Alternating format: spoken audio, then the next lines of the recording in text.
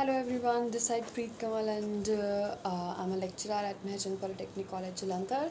Today I will be covering the topic of programmable logic controller, and I will continue the architecture of PLC that we were discussing earlier. But before starting that, I would like to share an important information as usual, and a quick information about the mission Fateh run by our Captain Amrinder Singh, who is the Chief Minister of Punjab, who says that we should wash our hands, we should use the sanitizer, use the mask, and along with that, we should maintain the social distancing so that could come out of this pandemic situation of COVID 19 as early as possible. So, let's move on to the architecture of PLC in a continued way, right? So, we are done with the CPU, that what a central processing unit does. Then the second one was the memory, that what kind of memories are there, and what kind of information has been stored in different variety of memories, the classification of the memories, right? And then after we discussed about the input and output modules in all the three phases, that is discrete, analog, and the register phase. Now the next topic, the next point under the architecture of PLC is our programmer or monitor. So what do you mean by a programmer or monitor? Is that a device which is being utilized for the PLC to program it. That means whatever the instructions, whatever the programming, whatever we want to do from our whatever the output we need from our machine using that PLC, how to program that particular program into the PLC. It is with the help of the programmer or monitor. So we are having three types of programmers. First one is the handheld units, second one is the full size programmer slash monitor, and the third one is the personal computer. So if we will see here, if we will talk about the handheld units, then these are obsolete now, not used much. But what do you mean by them is, in the handheld units we will be having the keypads or the calculators or the LCDs. That means those units are such as that they are very handy. They could be handled handheld. That is why the name is handheld, that they are very handy, and they could be taken from one place to another place very easily. They are having a small keypad like a calculator or like a small LCD screen. That device is like that. It is very easy to carry, and it is having because of it's a small structure.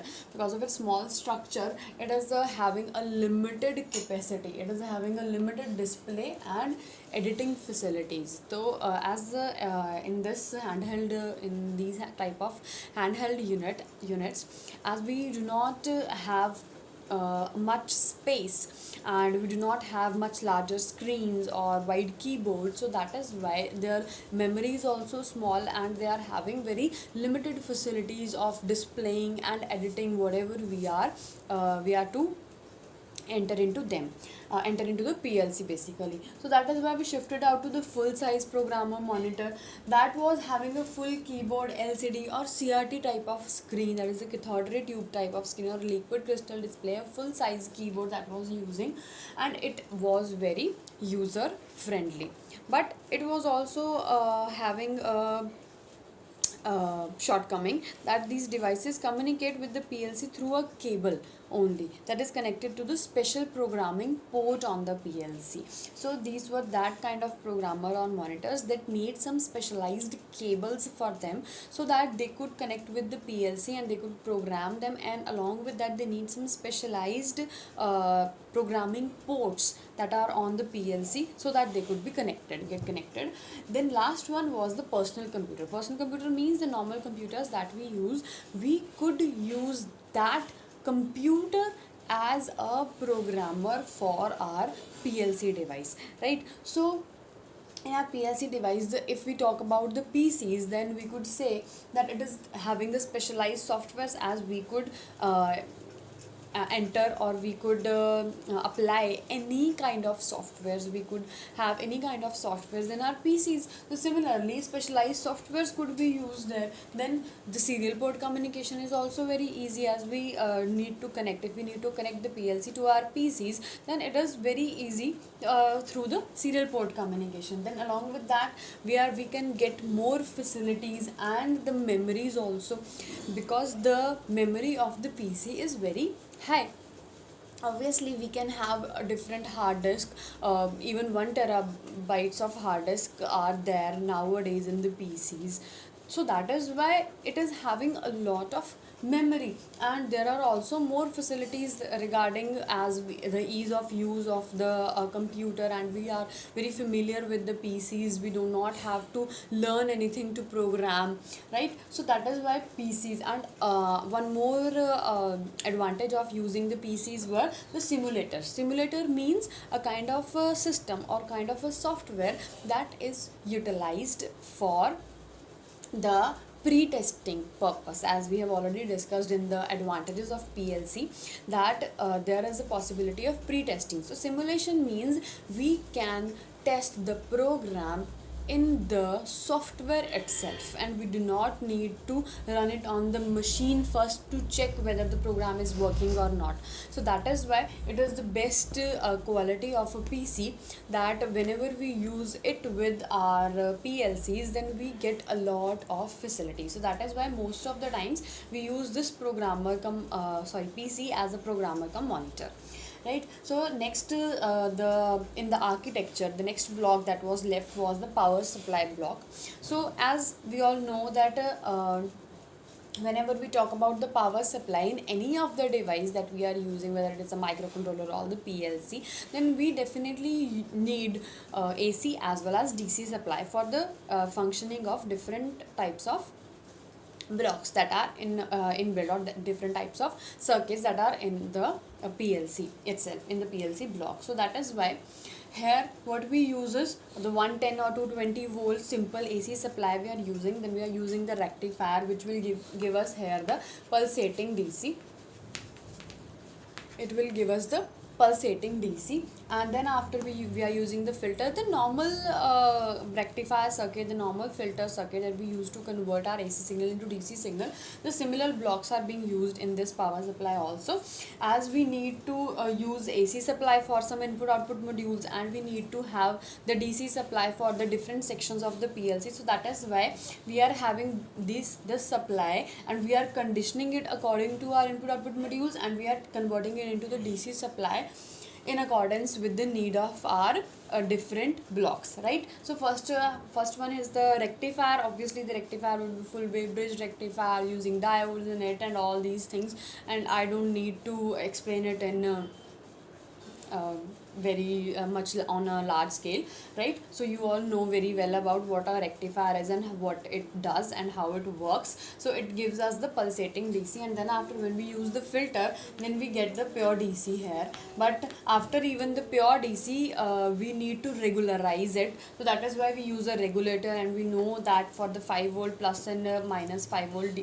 DC signal, as we are getting over here along with the ground, in the regulator we need a 7905 and 7805, two types of ICs in the regulator for this plus 5 and minus 5 DC supplies for the another sections of the PLC. And then this AC supply is directly gone to the step down transformer, so as to be converted into a required range that is needed for our different types of sections, basically the input and output modules, right? And then after, this signal has been passed to this line conditioner, so that a pure AC signal should be passed on for the input output modules. And this is what is about the power supply. And then after, the last thing was the racks and chassis. And I will say here that for the racks and chassis, we all know that the smaller in smaller PLCs, the input and output terminals may be included in the frame of the CPU. If we'll talk about the smaller PCs, then we can say that the input output modules could be incorporated into the CPU or the same frame that a CPU is in.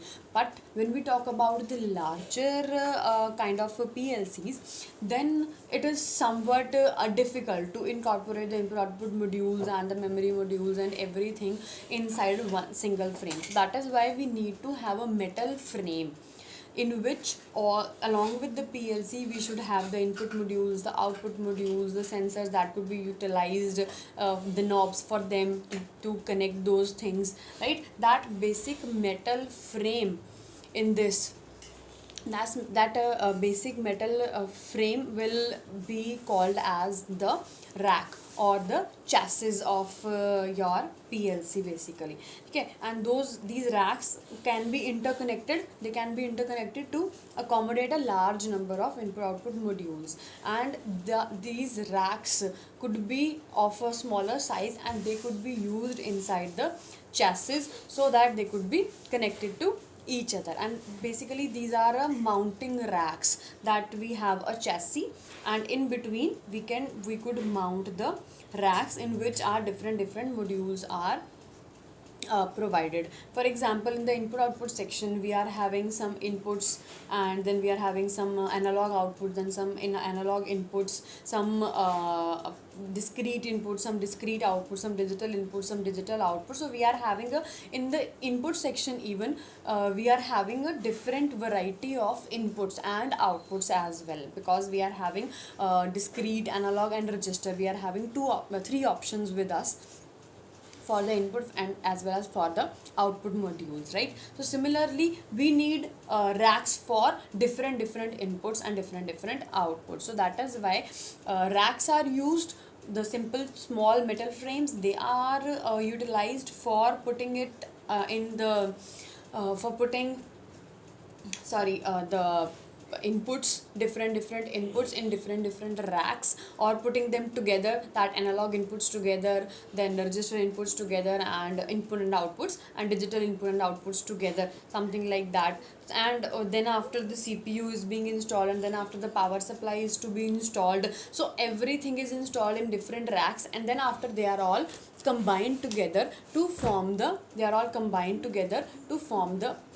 chassis, right? So in the chassis block we are having different racks of different inputs, outputs, power supply, CPU, and all the things that we have to incorporate in it. So this was all about the architecture of the PLC that is being utilized, and we are having different categories of it, and we are having different sections of it. If from the point of view of examination, if I will tell you, then what we have to do is, if we will get a 10 marks question in the examination related to the architecture of the PLC, then what we have to do is, we have to first introduce what a PLC is, why it is used, and then after turn by turn we need to take all the sections after drawing the diagram, after drawing that block diagram of the architecture of PLC.